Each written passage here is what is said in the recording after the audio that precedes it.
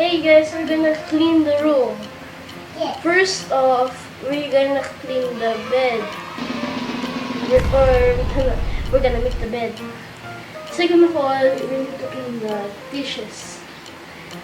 Lastly, but not least, we need to sweep the room. This is for the assignment. Thank you for the assignment. This minute long video will give you something. Thank you.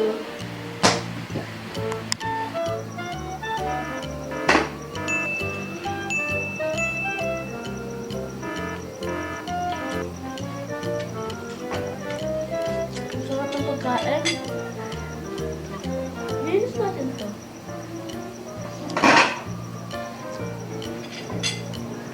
Bago muna, lagyan natin lahat.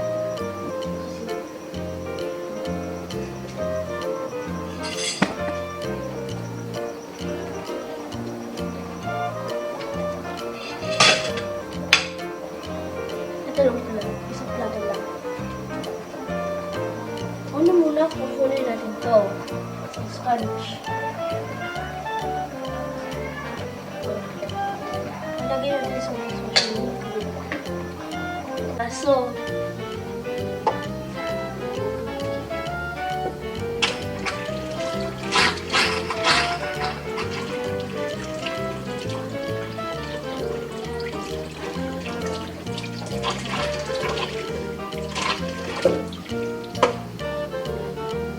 ito para sa sabon.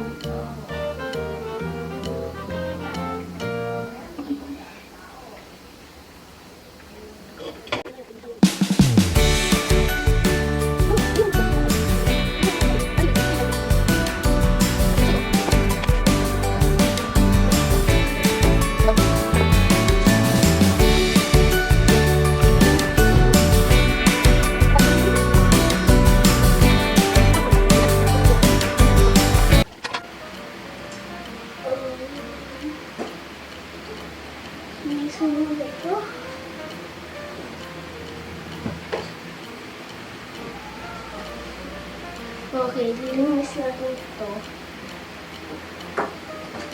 We're gonna make a bed.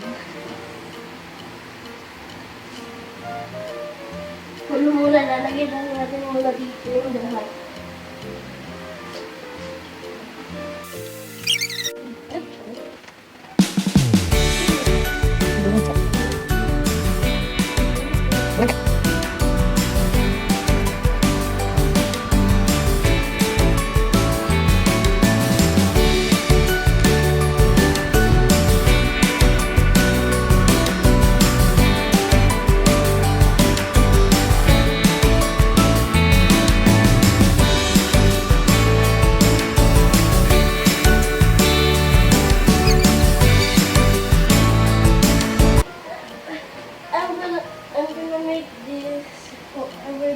This with my daddy.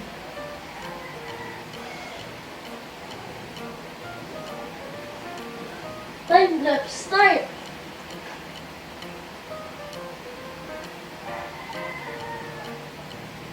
First, we gotta fold it in half, then 14 fourths.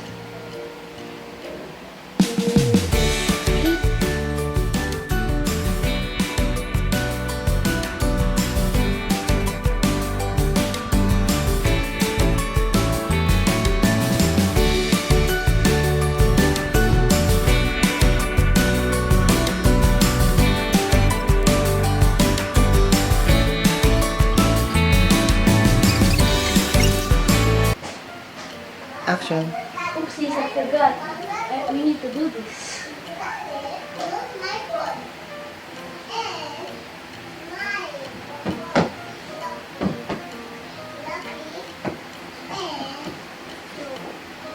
Now it's done. To clean the room, it's so much dust here. Okay. First, we need to clean the toilet and put it over a good spot.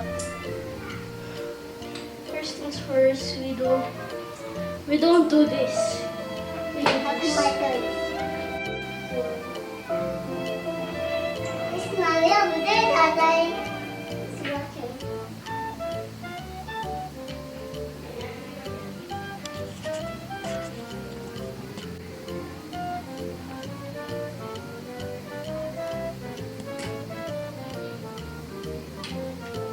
After that's taken care of, we're going to mop it.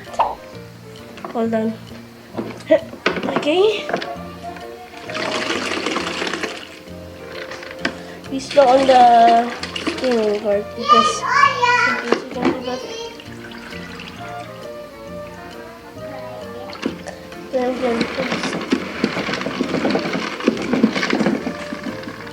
taken care of, we can just clean it.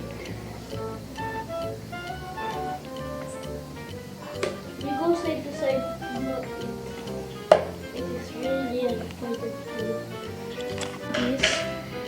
We need to clean this because it is important. Anak, one direction lang. Pag nagmamap, one direction lang. The thing is that, like the juice on the floor, you need to clean that.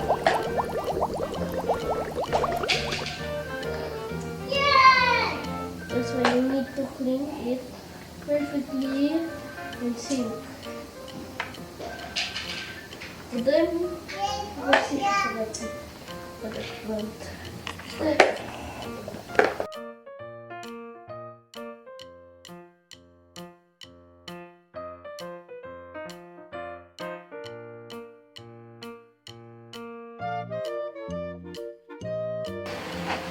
You forgot the CR.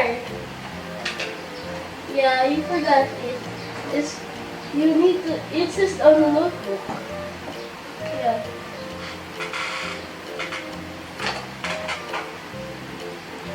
Oh, sorry. I have to clean the CR? Ah, okay. Yeah, I almost forgot about the CR. Okay, the last, yeah. Going to clean the room, but it only has chemicals like Domex. So my tati is in charge of the chemicals.